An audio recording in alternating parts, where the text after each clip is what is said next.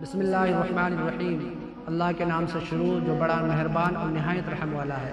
السلام علیکم دوستو، ہم اس ویڈیو میں جاننے والے ہیں کہ طالوت اور جالوت کون تھے اور حضرت داؤد علیہ السلام کو کس طرح سے بادشاہت ملی اور کیسے بادشاہ بنے، اور حضرت داؤد علیہ السلام کے زمانے میں 12,000 لوگ کیسے بندر بن گئے، بندر کے طرح اس کا شکل کیسے بن گیا، اور وہ لوگ کتنے دن زندہ رہے، اور ان واقعات کو اللہ رب العزت نے قرآن مجید میں کس طرح بیان فرمایا ہے۔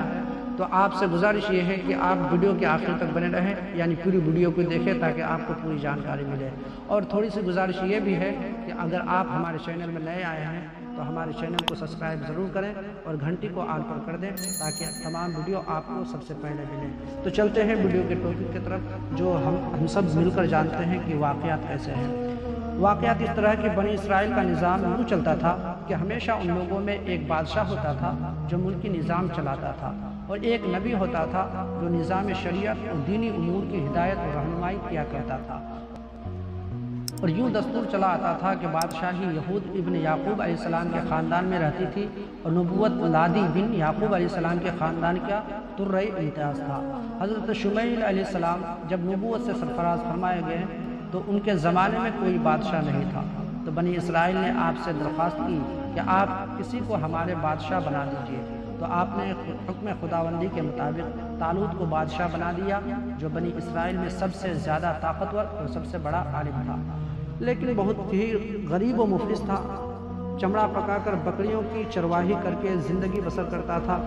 اس پر بنی اسرائیل کو اعتراض ہوا کہ طالوت شاہی خاندان سے نہیں ہے، لہٰذا یہ کیوں کر اور کیسے ہمارا بادشاہ ہو سکتا ہے؟ اس سے زیادہ تو بادشاہت کے حقدار ہم لوگ ہیں، کیونکہ ہم لوگ شاہی خاندان سے ہیں۔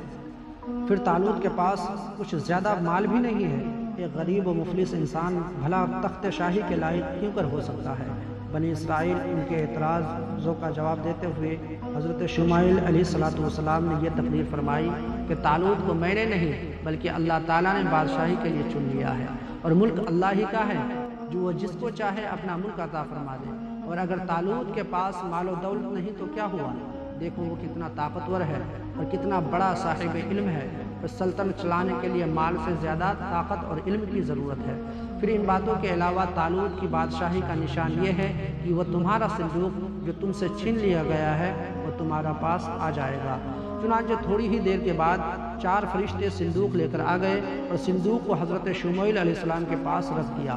یہ دیکھ کر تمام بنی اسرائیل نے طالوت کی بادشاہی کو تسلیم کر لیا، اور آپ نے بادشاہ بن کر نہ صرف انتظام ملکی کو سنبھالا بلکہ بنی اسرائیل کی فوج بھرتی کرتے اور قوم عمالقہ کے کفار سے جہاد بھی فرمایا۔ اللہ تعالیٰ نے اس واقعہ کا ذکر قرآن مجید میں فرماتے ہوئے اس طرح بیان فرمایا ہے، اور ان کے نبی نے فرمایا، بے شک اللہ تعالیٰ نے طالوت کو تمہارا بادشاہ بنا کر بھیجا ہے۔ ان لوگوں نے بنی اسرائیل نے کہا کہ ہم پر اس کی بادشاہی کیوں کر ہوگی، حالانکہ ہم اس سے زیادہ بادشاہی کے مستحق اور اسے مال میں بھی وسعت نہیں دی گئی ہے۔ آپ نے فرمایا کہ اس کو اللہ تعالیٰ نے تم پر بادشاہی کے لیے چن لیا ہے، اور اس کو علم اور جسم کی میں کشادگی دی گئی ہے، اور اللہ اپنا ملک جس کو چاہے عطا فرما دے، اور اللہ اسوت والا علم والا ہے۔ اور بنی اسرائیل نے ان کے نبی نے فرمایا کہ ان کی بادشاہی کی نشانی یہ ہے کہ آ جائے گا تمہارے پاس وہ صندوق جس میں تمہارے رب کی طرف سے دلوں کا چین ہے، اور حضرت موسیٰ اور حضرت ہارون کے ترکہ کی بچی ہوئی چیزیں ہیں جن کو فرشتے اٹھا کر لائیں گے۔ بے شک اس میں تمہارے لیے بہت بڑی نشانی ہے اگر تم ایمان رکھتے ہو۔ اس واقعہ سے جہاں بہت سے مسائل پر روشنی پڑتی ہے، ایک بہت ہی واضح درس یہ ملتا ہے کہ اللہ تعالیٰ کے فضل اور اس کے نوازشات کی کوئی حد نہیں ہے۔ وہ چاہے تو چھوٹے سے چھوٹے آدمی کو منٹوں بلکہ سیکنڈوں میں بڑے سے بڑا آدمی بنا دے۔ دیکھ لو حضرت طالوت ایک بہت ہی کم درجے کے آدمی تھے، اور اتنے مفلس تھے کہ یا تو دبگر تھے جو چمڑے کو دباغت دے کر اپنی روزی حاصل کرتے تھے، یا بکریاں چرا کر اس کی اجرت سے گزر بسر کرتے تھے، مگر لمحہ بھر میں اللہ تعالیٰ نے انہیں صاحب تخت و تاج بنا کر بادشاہ بنا دیا۔ اس واقعہ سے اور قرآن مجید کی بات سے معلوم ہوا کہ جسمانی توانائی اور علم کی وسعت بادشاہی کے لیے مالداری سے زیادہ ضروری ہے، کیونکہ بغیر جسمانی طاقت اور علم کے نظام ملک کو چلانا اور سلطنت کا انتظام کرنا تقریباً محال اور ناممکن ہے۔ اس سے ظاہر ہوا کہ علم کا درجہ مال سے بہت زیادہ بلند تر ہے۔ اب حضرت داؤد علیہ السلام کس طرح بادشاہ بنے اس واقعہ کو بھی سن لیں۔ جب طالوت بنی اسرائیل کے بادشاہ بن گئے تو آپ نے بنی اسرائیل کو جہاد کے لیے تیار کیا، اور ایک کافر بادشاہ جالوت سے جنگ کرنے کے لیے اپنی فوج کو لے کر میدان جنگ میں نکلے۔ جالوت بہت ہی قد آور اور نہایت ہی طاقتور بادشاہ تھے۔ وہ اپنے سر پر لوہے کی جو ٹوپیاں پہنتا تھا اس کا وزن 300 رطل تھا۔ جب دونوں فوجیں میدان جنگ میں لڑائی کے لیے صف آرائی کر چکی تو حضرت طالوت نے اپنی لشکر میں یہ اعلان فرما دیا کہ جو شخص جالوت کو قتل کرے گا میں اپنی شہزادی کا نکاح اس کے ساتھ کر دوں گا اور اپنی آدھی سلطنت بھی اس کو عطا کر دوں گا۔ یہ فرمان شاہی سن کر حضرت داؤد علیہ السلام آگے بڑھے، جو ابھی بہت ہی کم سن تھے اور بیماری سے چہرہ زرد ہوا تھا، اور غربت و مفلسی کا یہ عالم تھا کہ بکریاں چرا کر اس کی اجرت سے گزر بسر کرتے تھے۔ روایت ہے کہ جب حضرت داؤد علیہ السلام گھر سے جہاد کے لیے روانہ ہوئے تو راستہ میں ایک پتھر یہ بولا کہ حضرت داؤد مجھے اٹھا لیجئے کیونکہ میں حضرت موسیٰ علیہ السلام کا پتھر ہوں۔ پھر دوسرے پتھر نے آپ کو پکارا کہ اے حضرت داؤد مجھے اٹھا لیجئے کیونکہ میں حضرت ہارون علیہ السلام کا پتھر ہوں۔ پھر ایک تیسرے پتھر نے آپ کو پکار کر یہ عرض کیا کہ حضرت داؤد مجھے اٹھا لیجئے کیونکہ میں جالوت کا قاتل ہوں۔ آپ نے ان تینوں پتھروں کو اٹھا کر اپنے جھولی میں رکھ لیا۔ جب جنگ شروع ہوئی تو حضرت داؤد علیہ السلام اپنی گوفن لے کر صفوں سے آگے بڑھے، اور جب جالوت پر آپ کی نظر پڑی تو آپ نے ان تینوں پتھروں کو اپنی گوفن میں رکھ کر اور بسم اللہ پڑھ کر گوفن سے یہ تینوں پتھر جا کر جالوت کی ناک اور کھوپڑی پر لگے، اور اس کے بھیجے کو پاش پاش کر کے سر کے پیچھے سے نکل کر 30 جالوتیوں کو لگے اور سب کے سب مقتول ہو کر گر پڑے۔ پھر حضرت داؤد علیہ السلام جالوت کی لاش کو گھسیٹتے ہوئے لا کر اپنے بادشاہ حضرت طالوت کے قدموں میں ڈال دیا۔ اس پر حضرت طالوت اور بنی اسرائیل بے حد خوش ہوئے۔ جالوت کے قتل ہو جانے سے اس کا لشکر بھاگ نکلا اور حضرت طالوت کی فتح مبین ہو گئی، اور اپنے اعلان کے مطابق حضرت طالوت نے حضرت داؤد علیہ السلام کے ساتھ اپنی لڑکی کا نکاح کر دیا اور اپنی آدھی سلطنت کا ان کو سلطان بنا دیا۔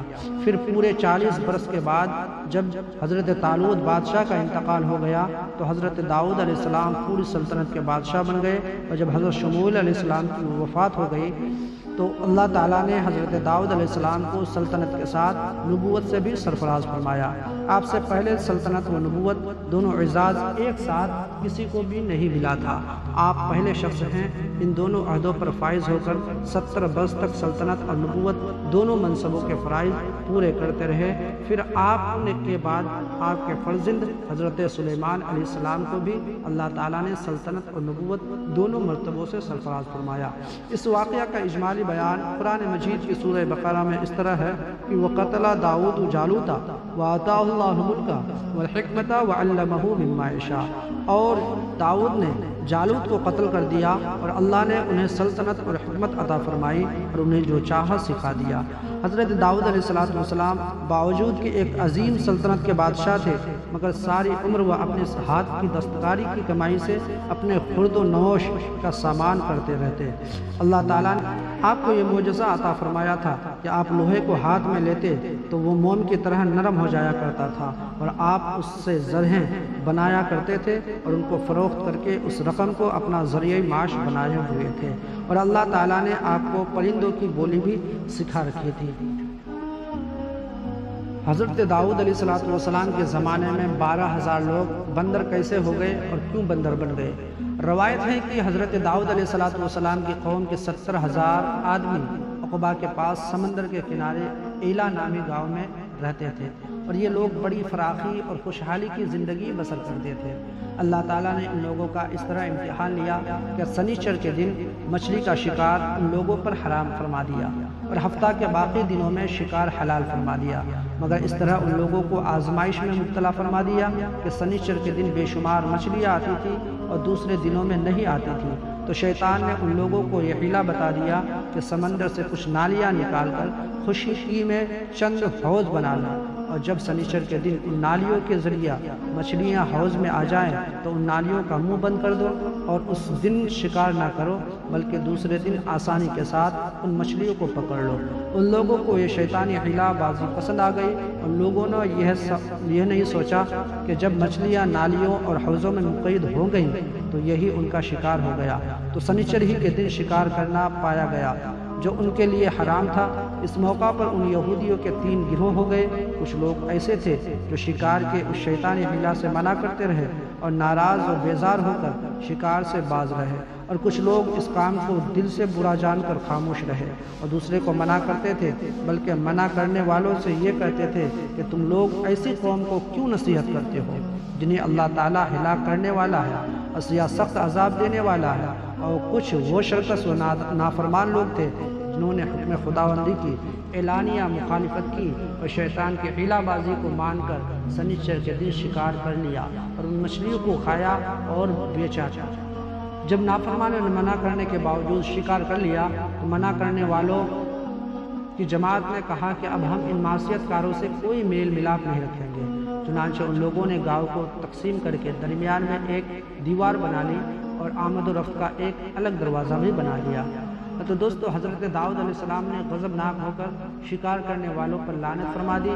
اس کا اثر یہ ہوا کہ ایک دن خطا کاروں میں سے کوئی باہر نہیں نکلا، تو انہیں دیکھنے کے لیے کچھ لوگ دیوار پر چڑھ گئے تو کیا دیکھا کہ وہ سب بندروں کی صورت میں مسخ ہو گئے ہیں۔ اب لوگ ان مجرموں کا دروازہ کھول کر اندر داخل ہوئے تو وہ بندر اپنے رشتہ داروں کو پہچانتے تھے اور ان کے پاس آ کر ان کے کپڑوں کو سونتے تھے اور زار و زار روتے تھے، مگر لوگ ان بندر بن جانے والوں کو نہیں پہچانتے تھے۔ ان بندر بن جانے والوں کی تعداد 12,000 تھی۔ یہ سب 3 دن تک زندہ رہے اور اس درمیان میں کچھ بھی کھا پی نہ سکے، بلکہ یوں ہی بھوکے پیاسے سب کے سب ہلاک ہو گئے۔ شکار سے منع کرنے والا گروہ ہلاکت سے سلامت رہا، اور صحیح قول یہ ہے کہ دل سے برا جان کر خاموش رہنے والوں کو بھی اللہ تعالیٰ نے ہلاکت سے بچا لیا۔ اس واقعہ کا اجمالی بیان سورہ بقرہ کی اس آیت میں ہے، وَلَقَدْ عَلِمْتُمُ الَّذِينَ اعْتَدَوْا مِنْكُمْ فِي السَّبْتِ فَقُلْنَا لَهُمْ كُونُوا قِرَدَةً خَاسِئِينَ۔ اور بے شک تم ان لوگوں کو جانتے ہو جو تم میں سے سنیچر کے بارے میں حد سے بڑھ گئے تھے، ہم نے کہہ دیا کہ تم لوگ دھتکارے ہوئے بندر ہو جاؤ۔